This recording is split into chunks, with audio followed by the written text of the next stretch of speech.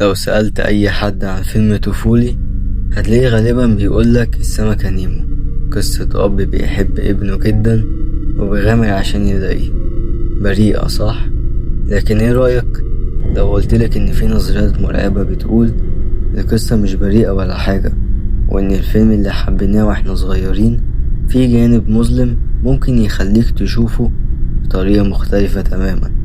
خليك معايا النهاردة عشان هنكتشف أسرار مخفية عن كرتون نيمو، أسرار هتهدي ذكريات الطفولة عندك. فما تنساش اللايك والسبسكرايب ويلا بينا. أول نظرية بتقول إن نيمو نفسه مش موجود. إزاي؟ النظرية بتعتمد على كلمتين. معنى اسم نيمو في اللغة اللاتينية لا أحد، يعني العنوان فايندينج نيمو معناها الحقيقي ممكن يكون finding no one أو البحث عن لا أحد. في بداية الفيلم الباركودة هجمت وكل البيض اتاكل.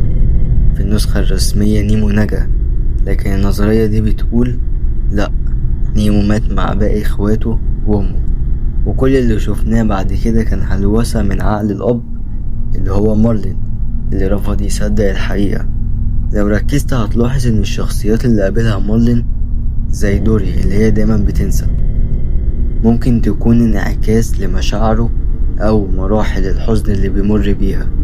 دوري مثلا عندها فقدان ذاكرة ونسيان، وكأنها بتمثل رغبة في نسيان الألم. يعني الفيلم كله رحلة داخل عقل أب مكسور، مش رحلة حقيقية في المحيط. أما النظرية التانية فهي أكتر غرابة. كلنا افتكرنا إن الباركودا هي اللي هجمت وكلت البيض، بس في ناس على السوشيال ميديا بدأوا يلاحظوا حاجة.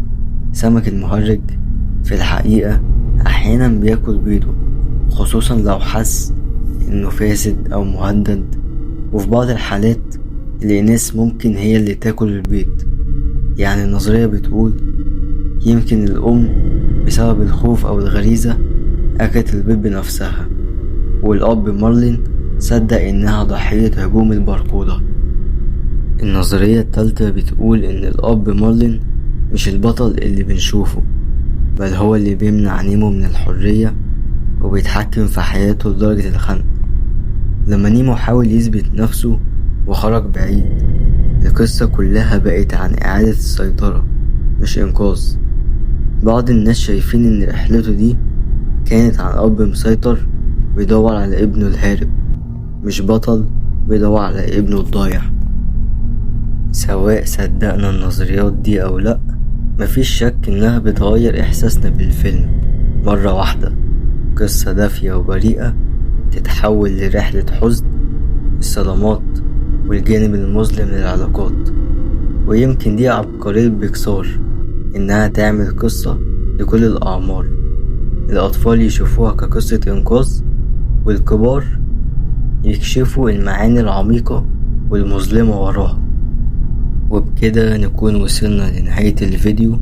قولولي ايه اكتر نظرية دخلت دماغكم، ولو عندكم نظريات تانية اكتبوها في التعليقات عشان نعمل عنها فيديو جديد. ما تنسوش تعملوا لايك للفيديو وتشتركوا بالقناة عشان كل اسبوع نفتح ملفات جديدة من الجانب المظلم لأفلام الكرتون. ولو بتتفرج لحد دلوقتي فشكرا جدا ليك، فأشوفكم على خير. يلا سلام.